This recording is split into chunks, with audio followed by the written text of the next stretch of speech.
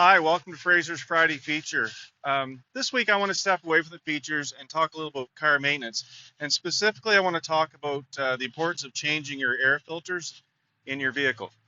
Now, the reason I want to bring this up is because this week we had a customer's engine fail, and the culprit was a dirty air filter. And so basically, it was so plugged and ripped that it wasn't doing its job, and dirt got into the engine, dusting it, and we had a failure, engine failure.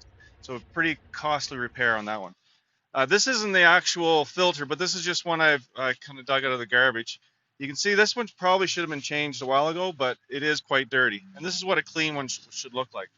So for $30 to $60, you're going to be looking at for an air filter.